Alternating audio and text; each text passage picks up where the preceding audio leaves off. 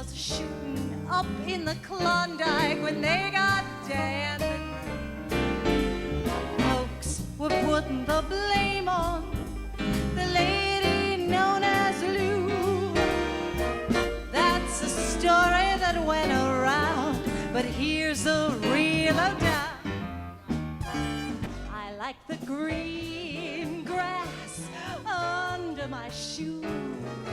What can I lose? I'm flat, that's that. I'm all alone when I lower my lamp. Will Friedwald of the Village Voice boast, drop-dead gorgeous looks, old-fashioned glam appeal, make even boomers nostalgic for 46. Lemley sizzles, hails the desert sun. Sexy, spicy, and irresistible, claims Swing Time magazine. You lie awake and how you wish that it was morning. And then you smoke 100 cigarettes or more. The devil rain. The New York Post claims you don't even have to squint to think Rita's in the room. Mysteriously comparable to Hayworth, says Paper Magazine. And backstage raves, Quinn Lemley burns up the stage. With heart and soul I kiss them and file the memory under M. Tomorrow if I miss them, that may be the only time I think about them. Thank God I can be oversexed again, bewitched, bothered, and bewildered.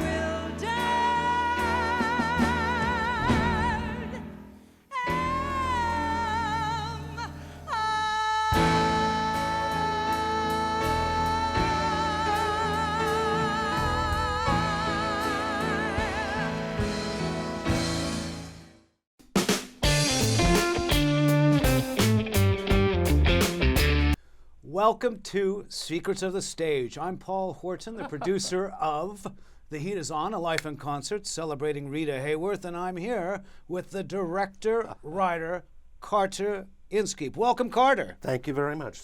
How are you? To be here. I'm good. A little warm. It's a warm day here in New York City. It is toasty. But the studio's fine. The heat is on, Oh! Carter. There's a woman there. Looks like Rita Hayworth, and we think that there's a show there.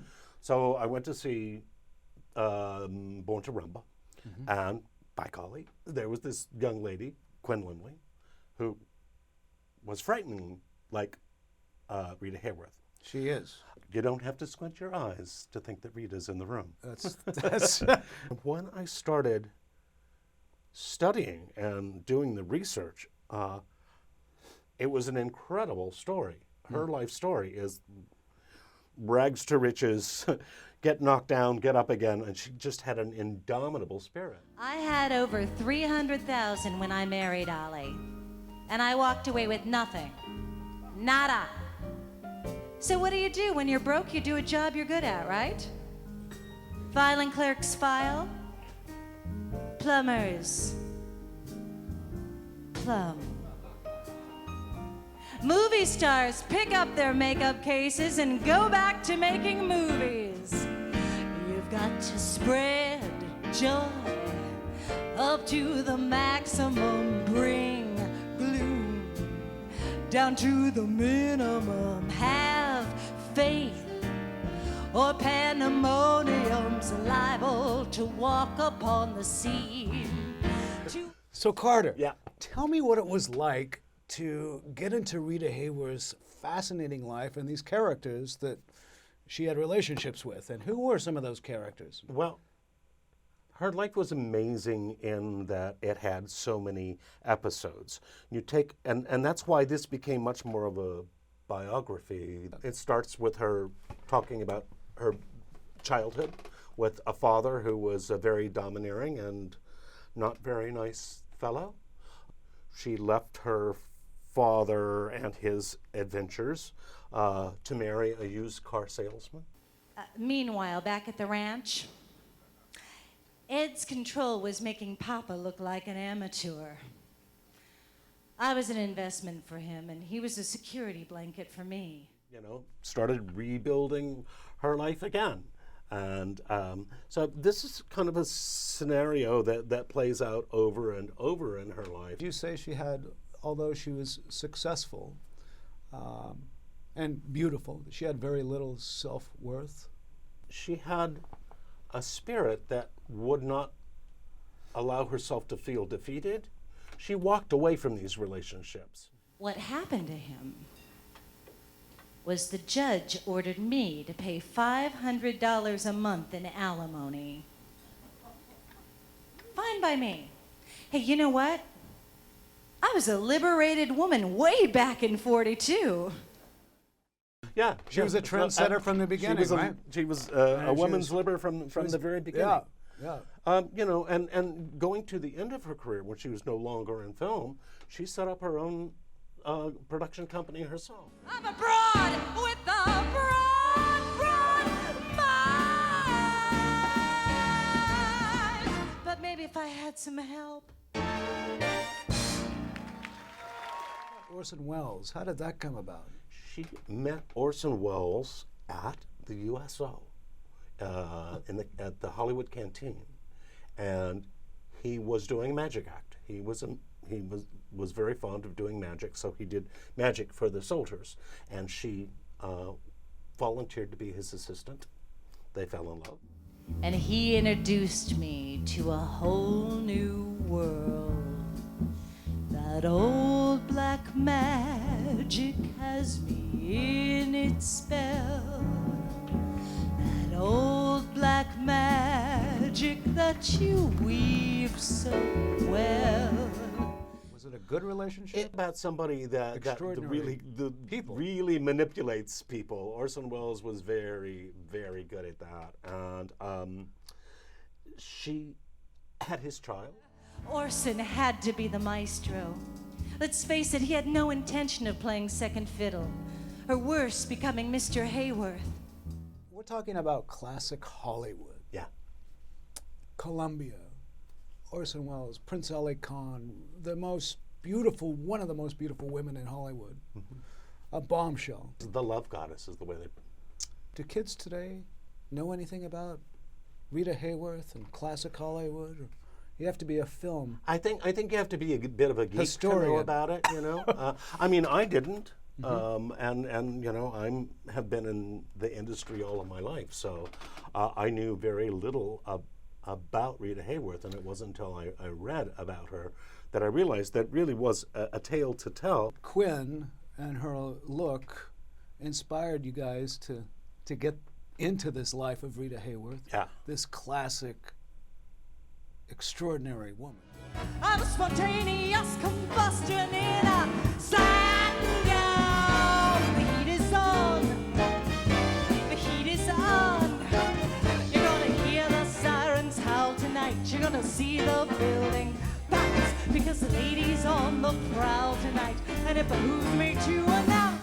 It's brilliant. And what you've done, and I've produced the show in many, many, many theaters now. Yeah. Throughout North America, and to standing ovations. It is a fascinating combination of music and acting and drama. Yeah. What inspired you to get into this music? Write a book. Just from all of the information I could gather from all of the sources, I wrote a long narrative. It's a one-person show. So she tells her life from top to bottom. It's an extremely powerful show. Yes. For an artist to play. And Quinn does it brilliantly. And then we took music. Actually, when you started producing the show, you gave us some of the best advice ever, because we were using music that was only directly associated with Rita Hayworth, that she sang or was in a show that she was in or all that. And then when you looked at it, you said, you know, you guys are limiting yourself here. Why do you want to do that? Because you can use anything that would have been part of her life. Part of that era. Right. So that opened us up to the whole Great American Songbook. Yeah. So we could take songs that would have influenced Rita in her life and use them to heighten the moment or explain her feelings, just like you would in a musical. So, in effect, it is a jukebox musical, but it's from a whole jukebox. To illustrate my last remark, John and the whale, Noah and the ark. What did they do just when everything looked so dark? About the time of Pal Joey, that Frank Sinatra insisted that she be in Pal Joey because he said she built Columbia Studios. My favorite line that kind of encapsulates everyone's feeling about Harry Cohen is that everyone in Hollywood was at his funeral just to make sure he was really dead. Treated Rita with acrimony, and I can't put my finger on why. Maybe because he knew that she was the reason for Columbia's success and didn't want her to get a big head. I don't know. I couldn't climb into that guy's mind at all. Well, he wanted to control her. Yep. And again, He didn't want her to think she was valuable outside of his control. And so he was one of the great manipulators of all time. of all time. And again, this is poor Rita's pattern. Yep. To fall in with manipulative men, but it is also just probably what Hollywood was like. Truly, it wasn't the first, it wasn't the last, but never with Harry. I've been kissed before, arms have held me fast. You can tell by my kiss you weren't the first, and you won't be the last. I love Bewitched, Bothered, and Bewildered. That's an amazing song. Bewitched, bothered, and bewildered am I.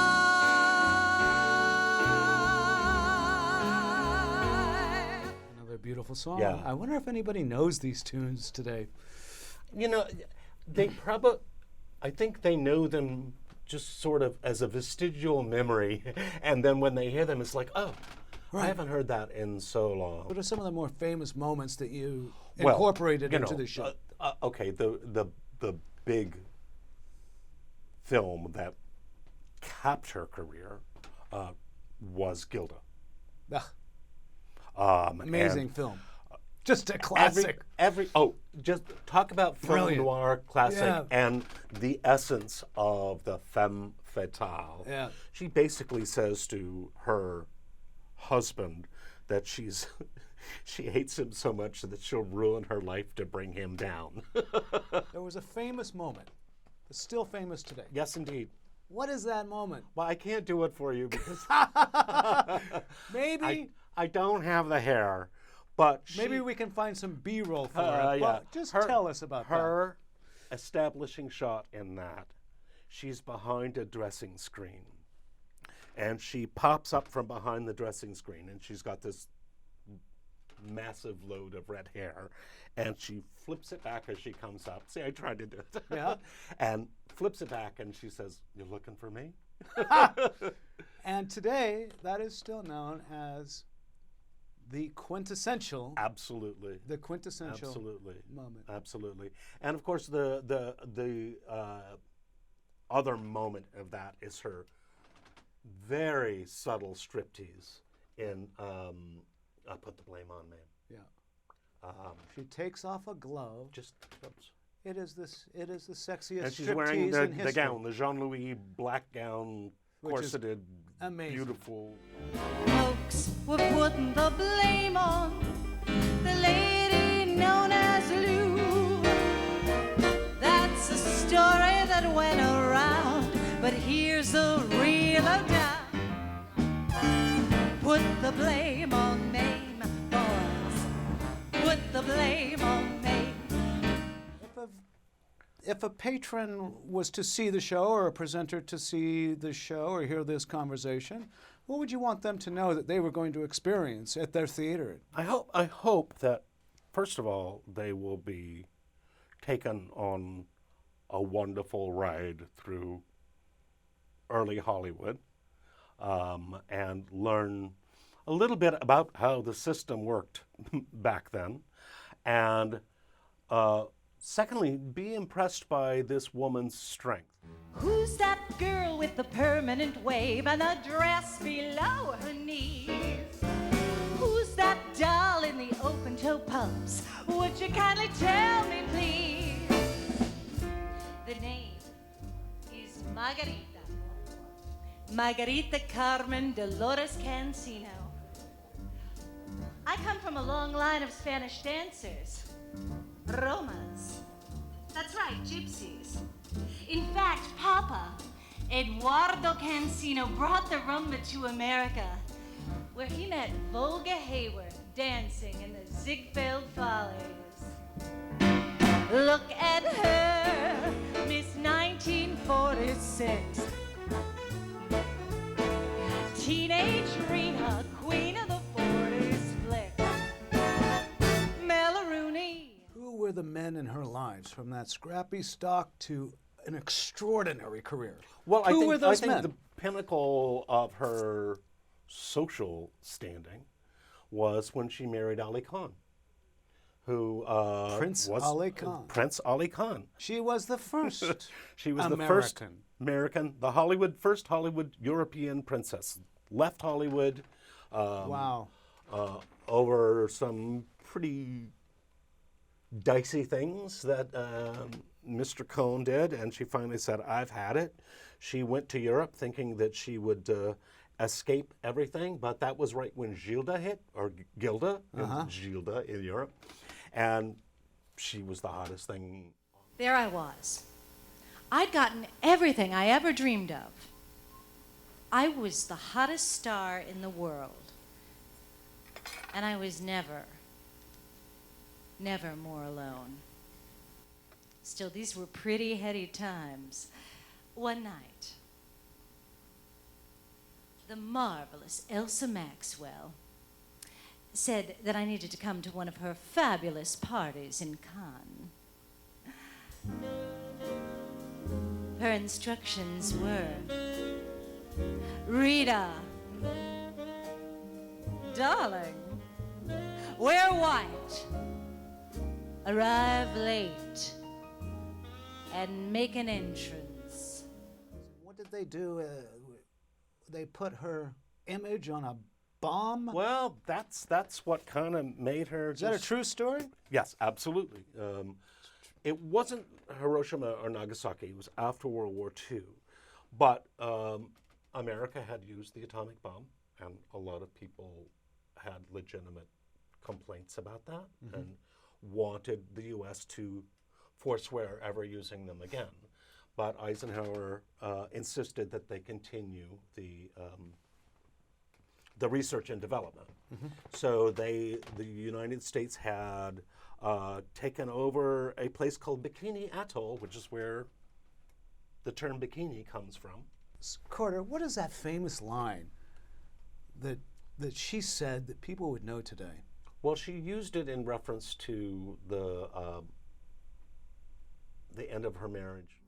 I think, in a nutshell, our problem was Aly went to bed with Gilda,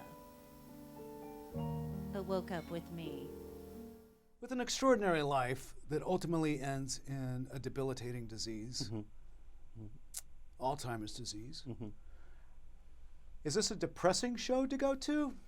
It is her spirit that every time she got knocked down, she got up and made herself better. And and that's part of the monologue in the end, which is she basically delivers to the audience about her lesson. The Heat Is On is a celebration of a life. Absolutely. And I think that's why in every theater we've produced it, Yeah. it ends in a standing ovation. It's an amazing life. It is truly an amazing life. Everybody gets bruised and battered and lost along the way. But we all pick ourselves up and we carry on as many times as we can. And part of the joy of the evening, I think, is, wow, really? I didn't know that. With such an iconic persona of Rita Hayworth, how did you direct Quinn Lemley? And how did you guys collaborate to make this performance believable? Just tell the truth. It was always just tell the truth. You're not narrating a story, you're telling the truth. And as far as being a movie star, you just look at Quinn Lemley. Quinn Lemley, she's beautiful, and she has a persona that just lights up a room when she walks in. It is a big show. It's a damn big show. And the lighting and all of that, I think it has to come down to Quinn just being able to carry a room of 1,000 people.